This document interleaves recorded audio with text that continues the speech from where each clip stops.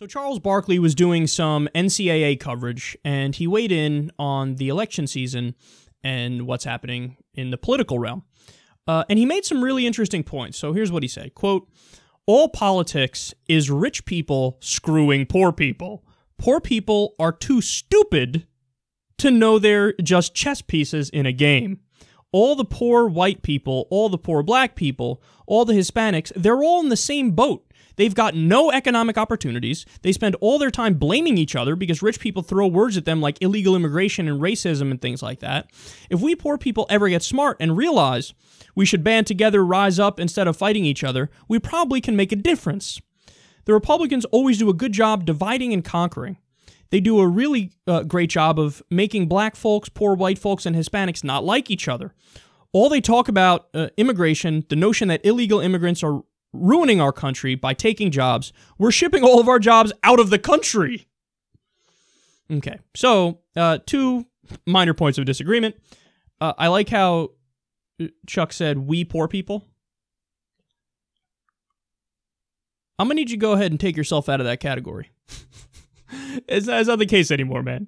I know in his own mind, he still sees himself, I think we all do this to some extent. I know I'm guilty of it. You guys might do it to one degree or another. I think he's probably doing this here. We all view ourselves as like the younger version of ourselves. Like, I still think of myself as like an awkward teenager jerking off into a sock. And he might think of himself as when I was young and poor. Dude, you're doing all right financially now. You see, it certainly appears like it. And then also the part where he says, "Poor people are too stupid to know they're just chess pieces in a game." No, I don't think that's fair. Some of the smartest people I know have been poor, and it doesn't seem to me to be a direct correlation between the amount of money you make and how intelligent you are. There's so much more that goes into that. We don't live in a meritocracy. There's a lot of nepotism that goes into that, and favoritism, and all types of silliness behind the scenes. So I don't think poor people are stupid.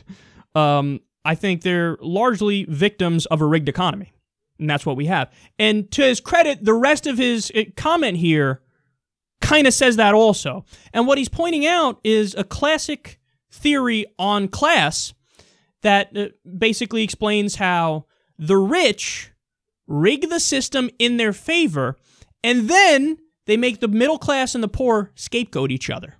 So, you might go talk to a middle-class Republican person, and who do they blame for all their woes and why they're not really rich?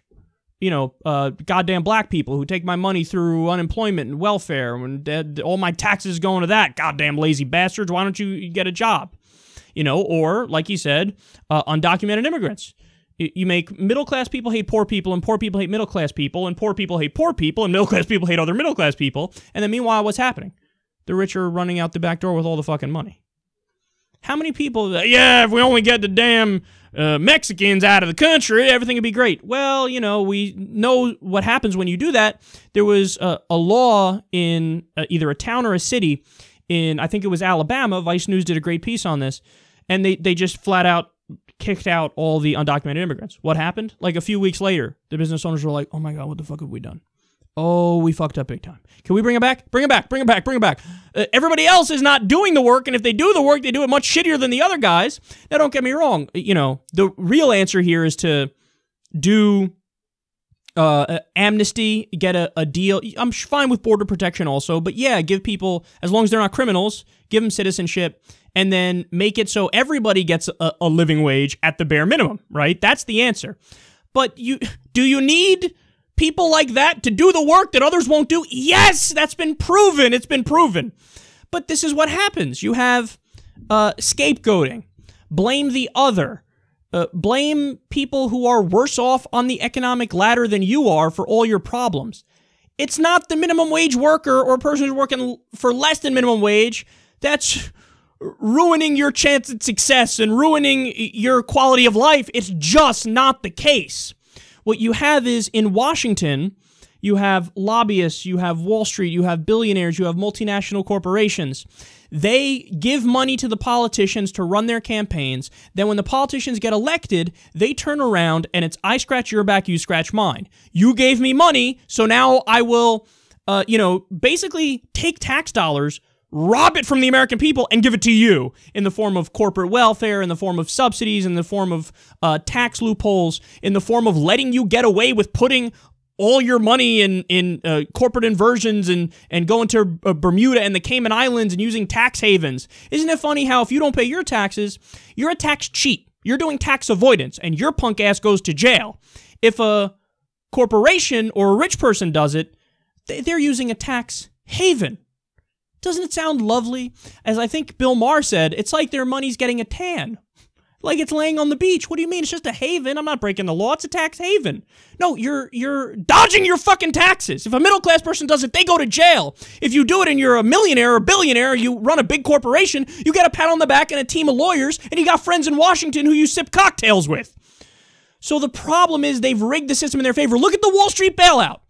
So they made horrendous business decisions, crashed their companies, took the U.S. economy with it, and then what happens? Their buddies in Washington rush in, give them billions of dollars, no strings attached, and actually that's not true, it's trillions of dollars when all was said and done, no strings attached, and they go right back to doing what they were doing before. So they can fail, bankrupt their companies, crash the economy, and then Washington saves them no matter what. Does it work like that for middle-class people? The local dry cleaner, if he goes under, does Harry Reid rush in with a bucket of cash and say, "Here you go, buddy. You're good. Don't worry. We got your back. We're looking out for you." A normal person, the average Joe. No, if your fucking local deli or a dry cleaner, whatever business goes under, it goes under. It's capitalism for you, socialism for the rich. And that's what we call corporatism. It's socialism for the rich. It's tax money that's stolen from the middle class and the poor and given to the rich in the forms that we were just discussing. So he's right. Look, if you're middle class, if you're poor, I don't care what, background you are, ethnicity you are, race, religion, whatever. The problem is not your fellow middle class and poor people. They're struggling to get by just like you. They're busting their ass just like you. And the problem isn't even all rich people. That would be unfairly demonizing all rich people. Plenty of rich people, do noble things for a living, and they deserve their money, and they earn their money. It's the donor class, as we call it. The billionaires, the multinational corporations, the people who pay the politicians to do their bidding as the politicians ignore the will of the American people and steal our democracy and make it an oligarchy or a plutocracy. So the problem is the donor class, certain rich people who've rigged the system in their favor as they make the poor and the middle class fight each other. That's the problem, and Charles Barkley is 100% right in pointing it out.